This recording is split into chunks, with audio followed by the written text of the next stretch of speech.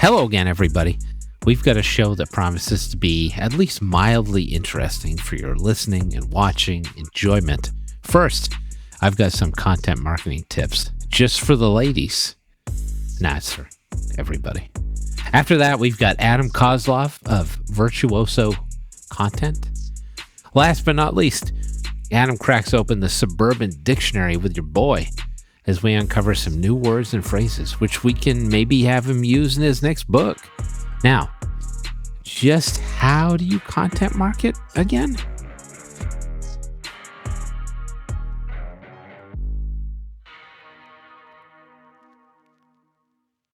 As you know, if you've listened to the show for any period of time or the prior show, I'm a big content marketing guy. I think it is like a really effective strategy for law firms, small businesses, and I would say cost effective as well. It just takes a little elbow grease, and it still takes a little elbow grease because the AI is not quite ready for prime time when it comes to content drafting. There's still got to be some human input there at some level. And I don't think anyone wants to listen to two AIs talk to each other still, as yet. Let's hope not, because hopefully we have at least a couple of good years left with this podcast. So if you can edit, finalize your own versions of the content that you produce, that'll help you escape the uncanny valley, which is not a place you want to be.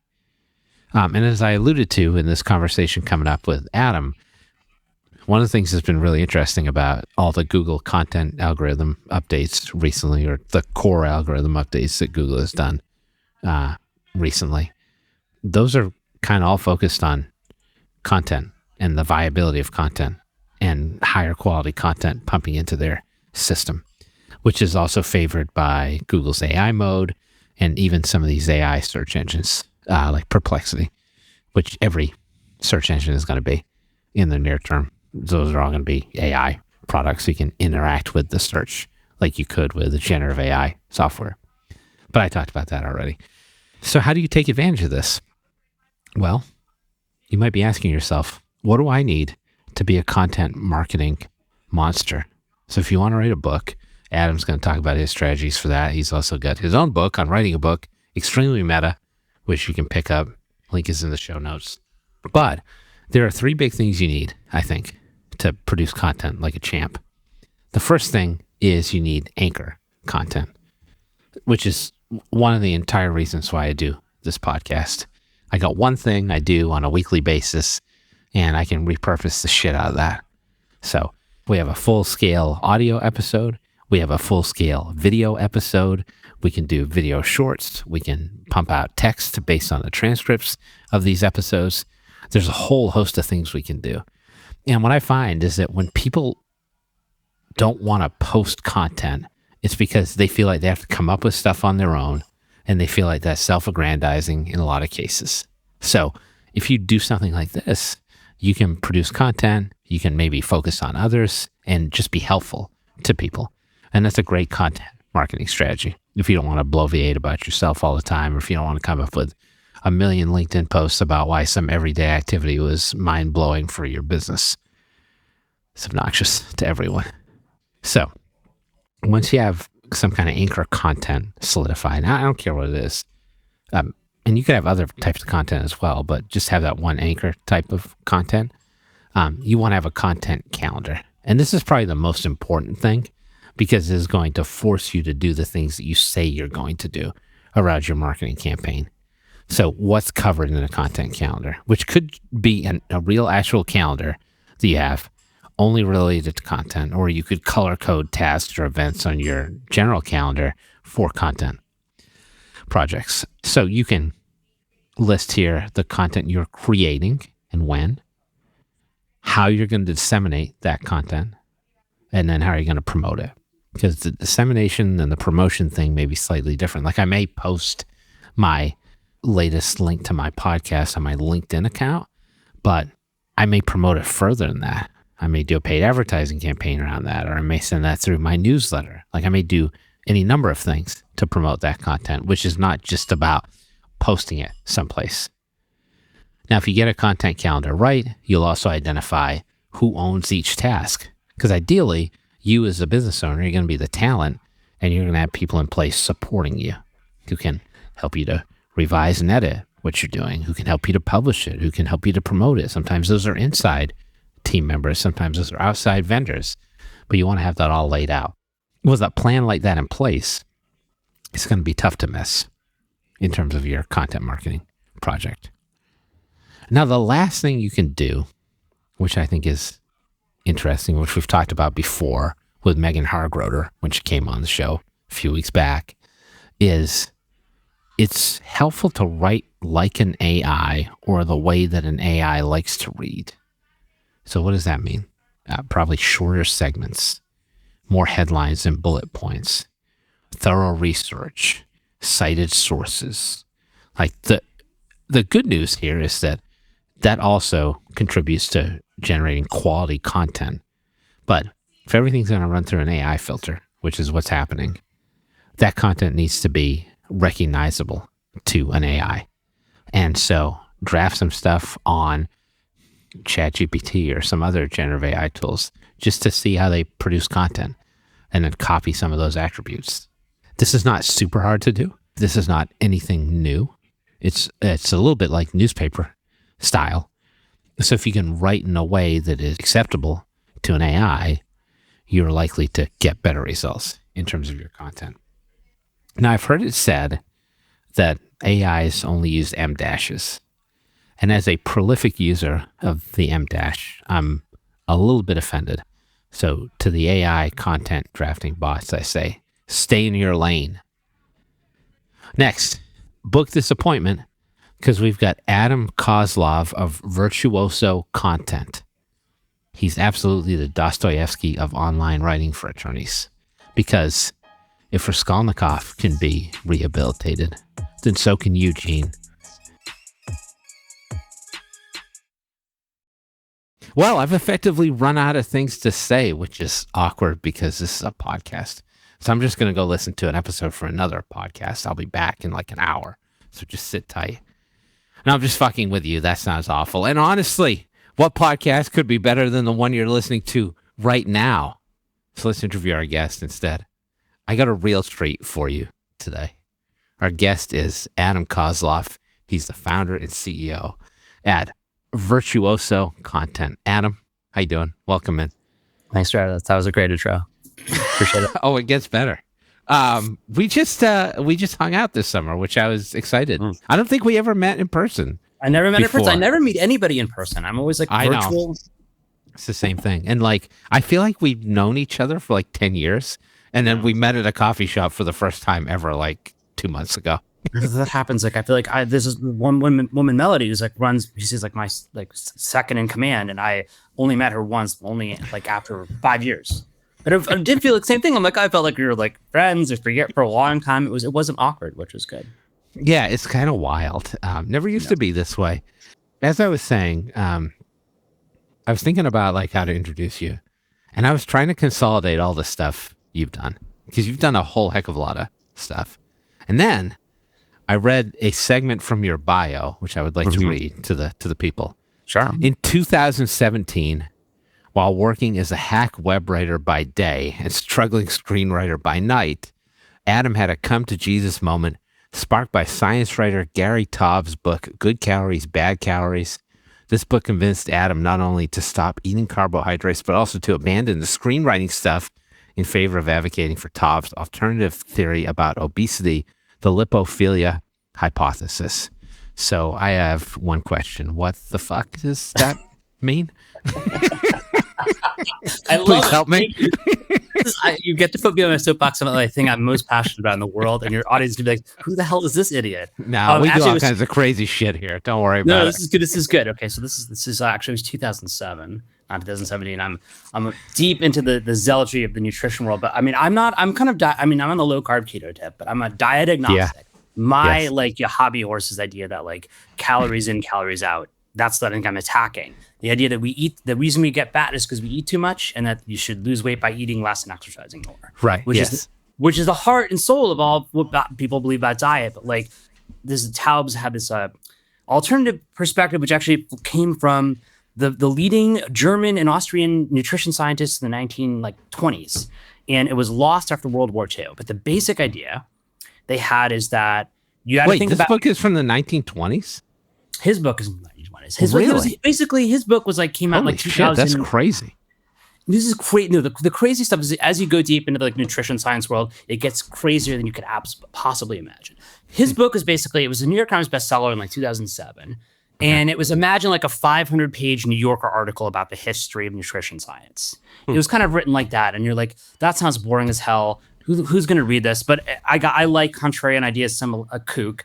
And so I read it. And and there's a lot of things in there. Carbs is known particularly for being like a low carb advocate. You know, that's but the other thing, the thing that he cared about, that I got into was like this thing about calories, which was, why do you get fat? And the answer these Austrian scientists came up with that was forgotten is you got to think about your fat as your fat tissue, right?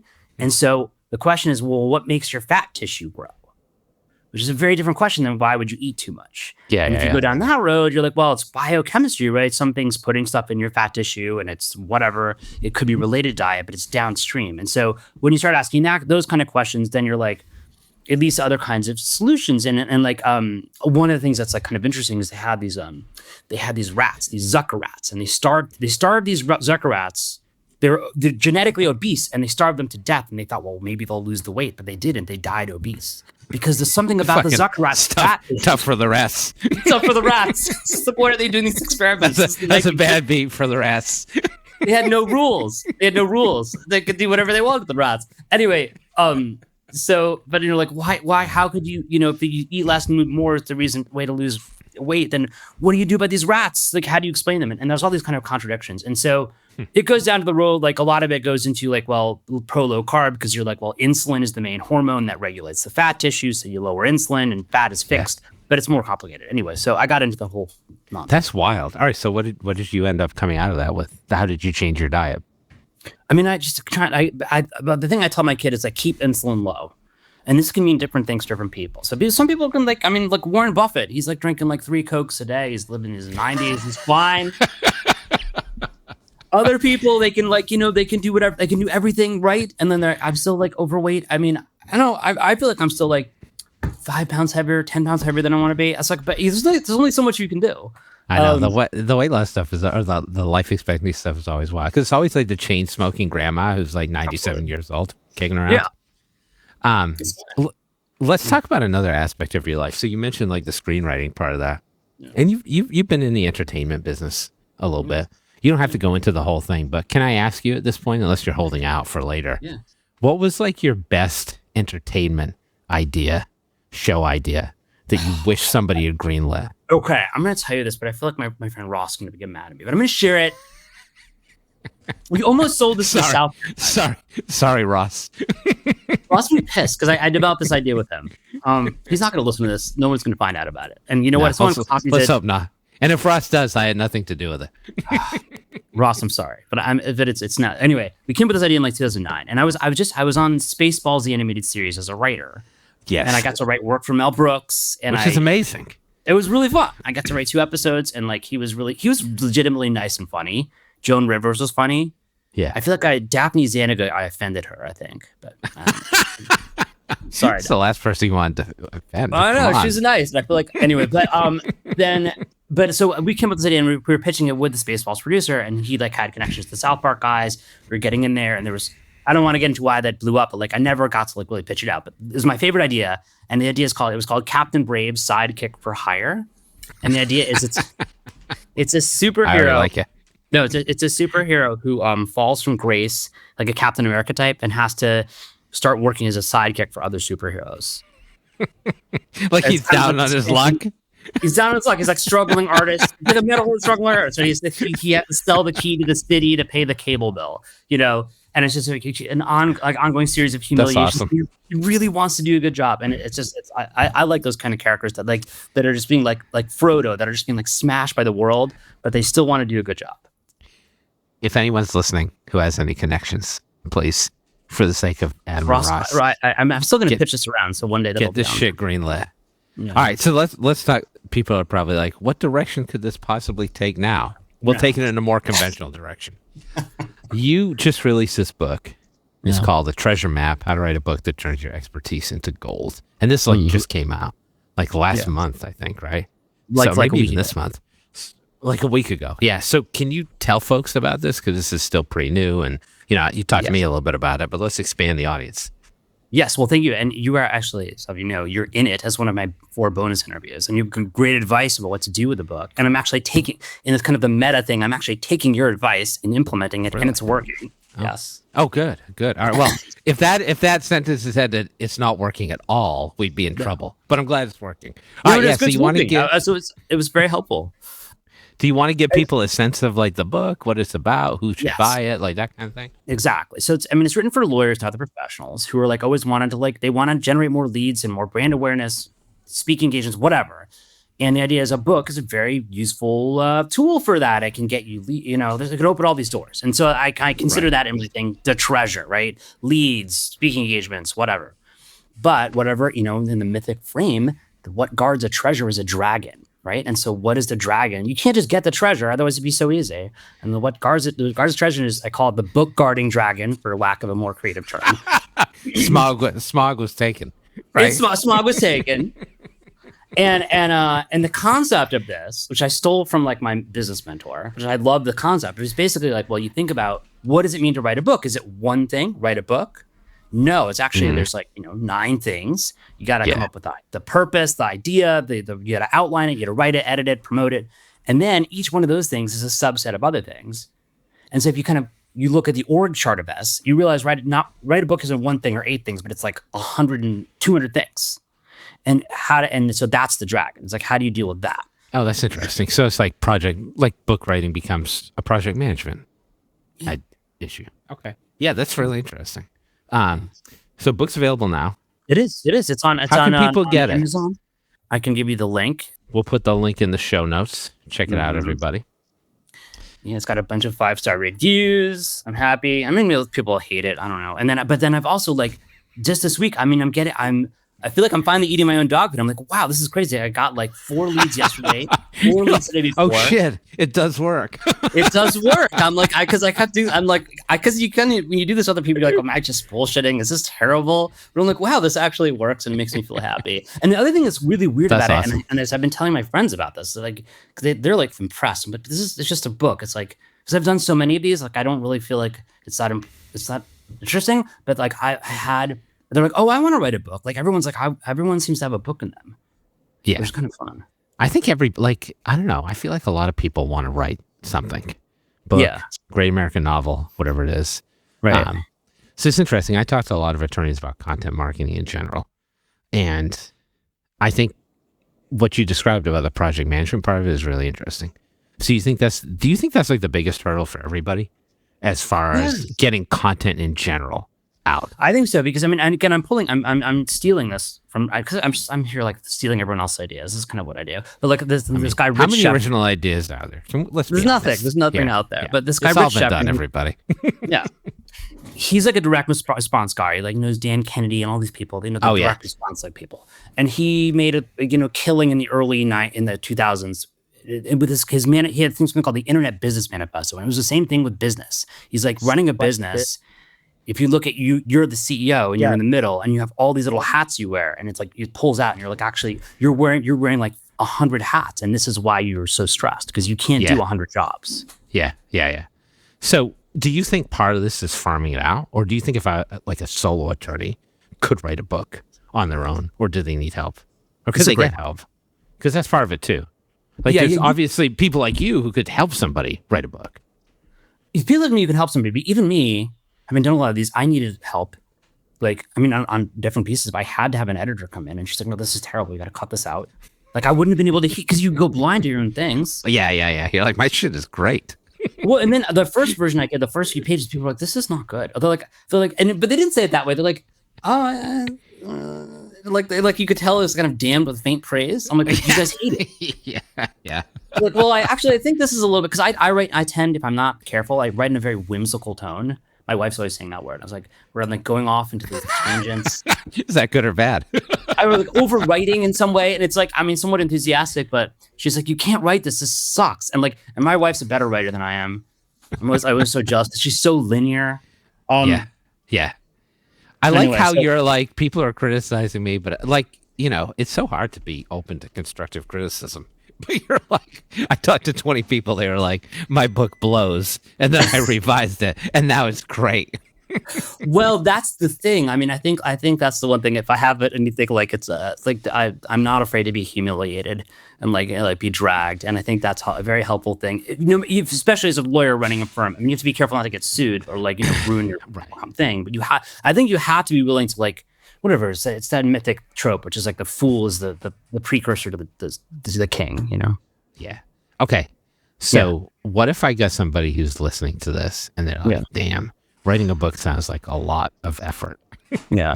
I know you do like other types of content as well. What else do you think is viable out there in terms of like written text-based content that law firms or other businesses could put out there?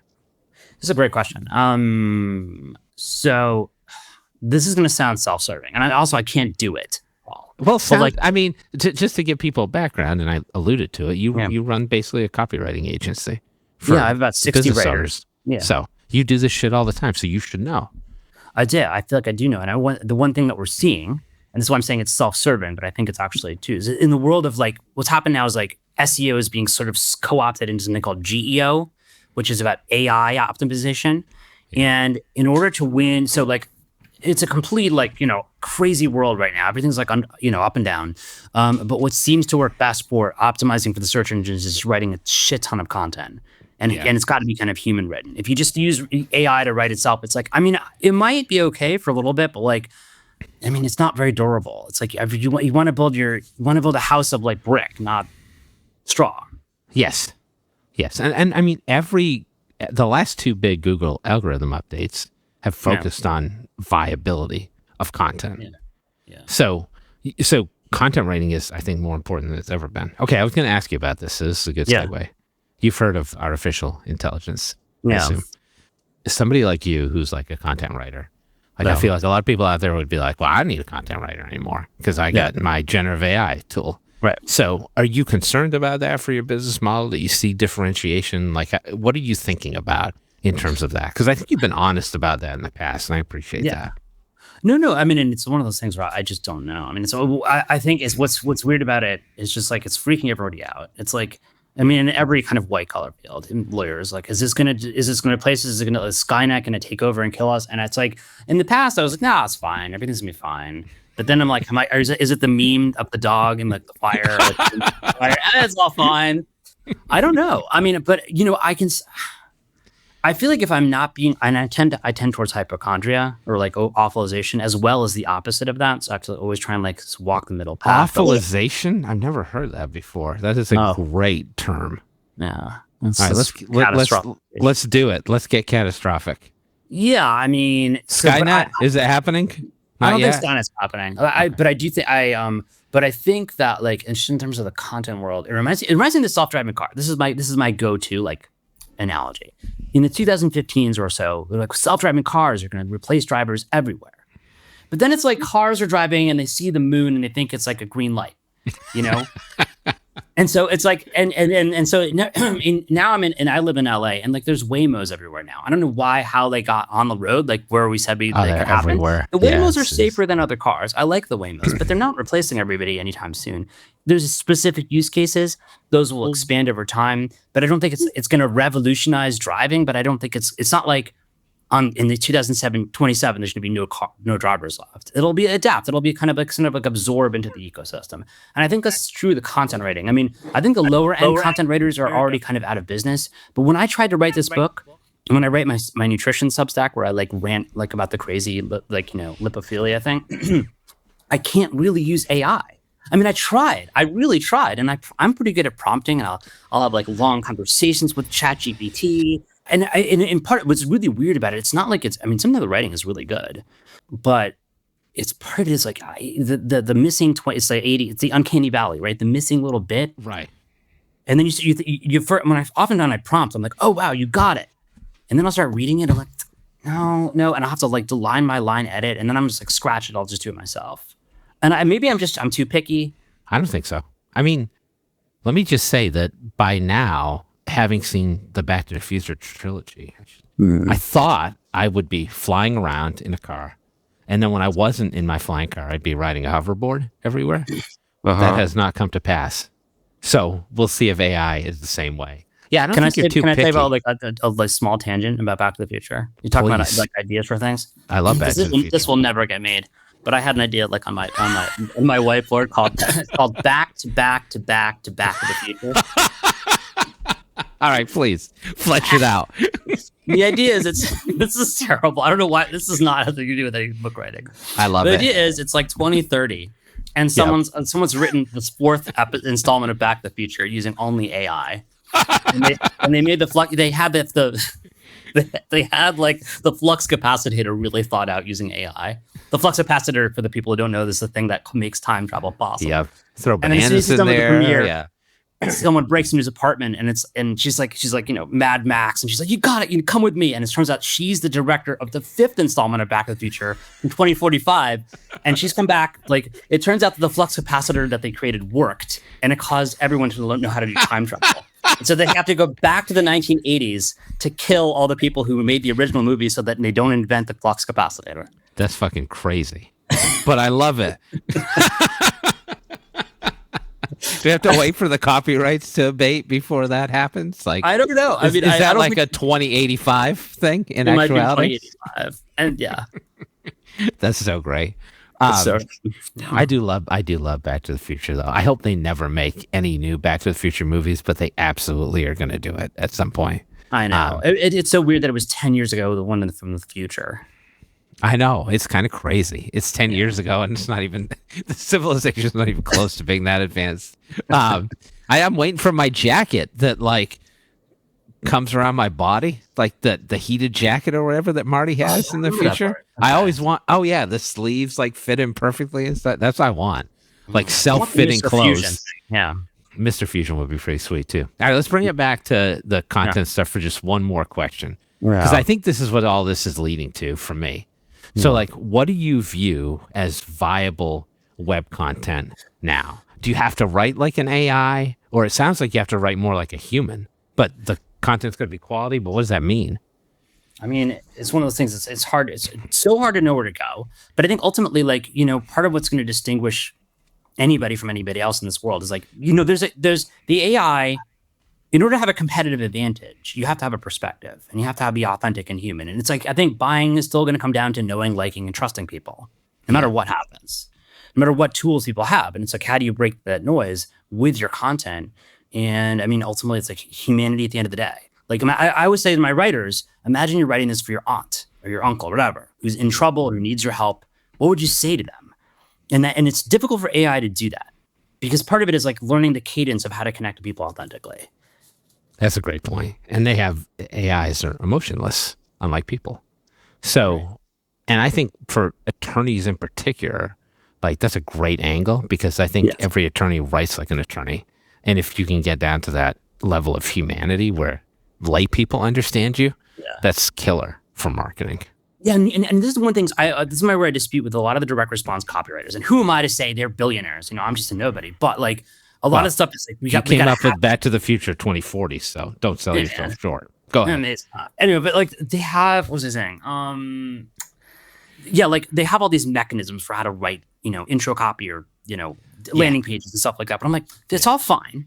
But I'm like, put that in the background and imagine like you're talking to another person. What would your friend? He's like going like, I can't, I my dad died and like the state is all messed up. How would you talk to that person? Just a one-on-one. That's going to always beat any kind of these weird algorithmic things, whether it's direct response nonsense or AI, because people, that's how you ultimately, make deals, or just we kind of trust each other. I don't know. This has been good stuff. Everybody pick up the book. Will you come back for another segment? I would come back anytime. This is so fun. Yeah. All right. Biff Tannen will not be there, and it's carbohydrate free. So great. We'll take a quick break, and then we'll be back with Adam for the counter program.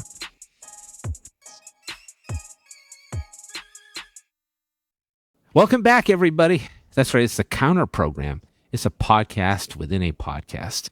This is a conversational space where we can address usually unrelated topics that I want to explore at greater depth with my guests. expect no rhyme and very little reason. Adam, we're back. Yeah. So I've got this great little recurring segment I do whenever I get two middle-aged white suburban dads together. And because this is a legal podcast, like there's a high likelihood that that's happening most of the time. So we've got a little segment we call Suburban Dictionary. Okay. Here's how it works. I'm going to take a word that is an actual word defined at Urban Dictionary, one of my favorite websites ever. And I'm going to name this hip and au courant phrase. And all you have to do is pick the right definition among the choices I give you. This is just literally me going on Urban Dictionary, randomly picking a word. And I tried to pick some fun ones this time. Okay, so I've got 6 of them for you. Let's do Skibbity Riz. Yeah. Okay. Well, I mean, you've introduced it. I've heard that before, but can you define it? Oh, I actually have a shirt that says the Rizzler. Because I have a bunch of kids, and I love Gen Alpha slang, and I love trolling my kids about it. You know, my middle school. Is it bad that I know who the Rizzler is? Oh yeah, but the Rizzler, because it's about Riz in general, right? Riz is short for charisma. But yeah, do you want to explain it to people? Because I'm not sure everybody is aware of this. Okay, everyone, other suburban dads out there. Let me clue you in. Charisma got shortened by these youngsters to Riz, R-I-Z-Z.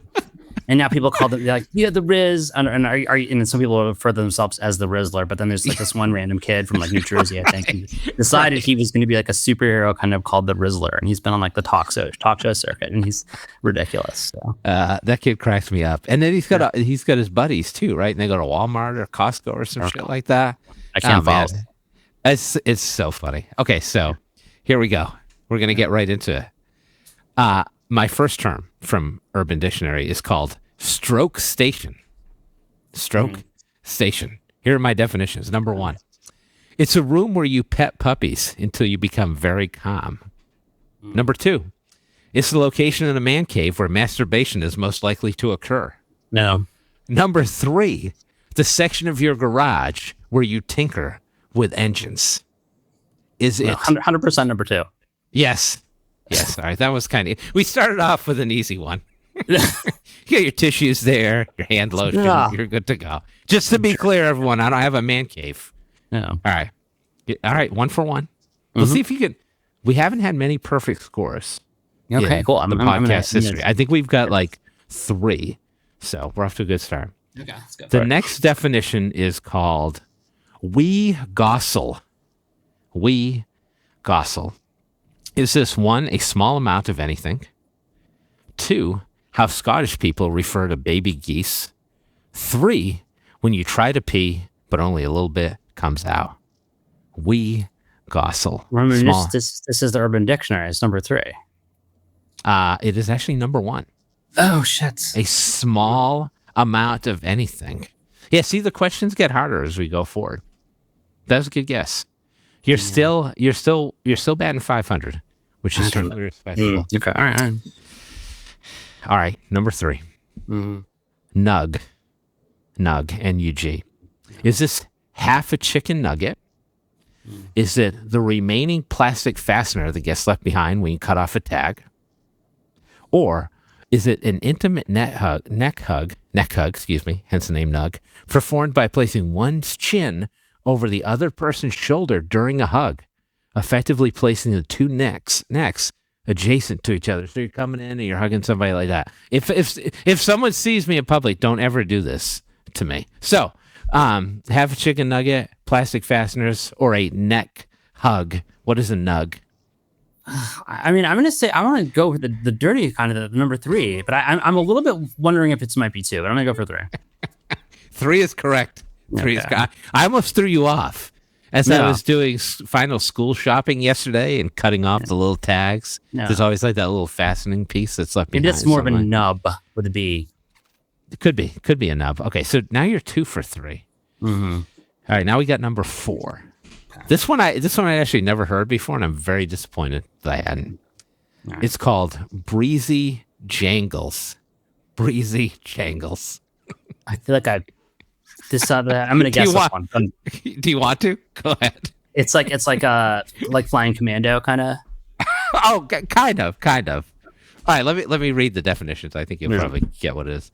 Are they super long pubes that flow in the wind, long enough to attach bells to? Are they wind chimes, where the chimes have been replaced by truck nuts? Or are they a drag bangles cover band popular on the West Coast? No, Breezy. Yes. Yeah. I love this. I love this. This is a segment. This is great. Oh, yeah. This is real. We're actually going to publish this. My favorite part is trying to come up with alternative definitions, but I think you kind of sussed it out already. You know the Urban Dictionary game. I got two more for you. Yeah. I'm depraved. That's great. Same. Okay, I got two more for you. Okay. This one's not as bad as the ones we've gone to so far, but then we'll get pretty depraved at the end. All right. Okay. Derg deal. Derg deal. Yeah. I've never heard of this before. So is it when your parents punish you by forcing you to dig holes in random places, like in the movie Holes, which is a great movie, by the way? Is it the act of selling a dragon plushie or other dragon paraphernalia in a shady manner that closely resembles a drug deal? Or is it how Swedish McDonald's refer to Happy Meals? Is it the Happy Meal? That's the drug dealing? Or is it digging holes as punishment? God, that's a deep one. I'm going to go for 2. Oh, yes, you got it. Well done. I tried to throw you off. You've never seen Holes? I've never seen Holes. I mean, Holes is a great fucking movie. Sorry, again. There's Things to do. There's like there's this Louis Sachar book called Holes, and then they made a movie of it with Shia LaBeouf. It's a really good movie. Sigourney Weaver's in it too, so check it out, everybody. Okay, well. Adam might not watch it, but that's all right. Okay, last one. No. Back to the depraved segment. Morning wood. I know everybody knows what morning wood is, but morning wood, we're spelling it this time Mournin. Oh, gross. Okay. I'm already going to anticipate what this is. This is like an Always Sunny thing. This is like what Frank or like Charlie from Always Sunny. Frank would talk about this. Okay, so number 1. When you get a boner, even though you're feeling sad. Number 2. Is this actually a casket making company in Louisville, Kentucky? Or number 3, is it more specifically when you get a boner at a funeral? No, that's not I hope we've taught people something today. Pick up Adam's book, visit Urban Dictionary. You'll be much better off. So I have to say, very impressive performance here in Suburban Dictionary. You trounced the other Suburban dad we had on the show. You had the highest score ever in Suburban Dictionary, so congratulations. You have my eternal respect. Okay. All right. We'll get you back on sometime. Yeah, this is very fun. It was very dark, and I liked it. All right, thanks. We'll talk soon. Okay. Thanks, Jared. Thanks to our guest, Adam Kosloff of Virtuoso Content. To learn more about Virtuoso Content, visit virtuosocontent.com. That's virtuosocontent.com. Now, because I'll always be a 90s kid who had a well-worn VHS copy of The All-Nighter on his bookshelf, but his true passion is burning CDs for anyone who would listen, I'm now just doing the modern version of that, which is creating Spotify playlists for every podcast that I record where the songs are tangentially related to an episode topic. This week's playlist is songs about books or writing. Yeah, there are a pretty decent number of those. And it's sponsored by AOL Instant Messenger. I'm just kidding, by the way. AOL Instant Messenger was sunset in 2017, which explains why society has crumbled since then. Join us next time when I read the audio version of the great American novel.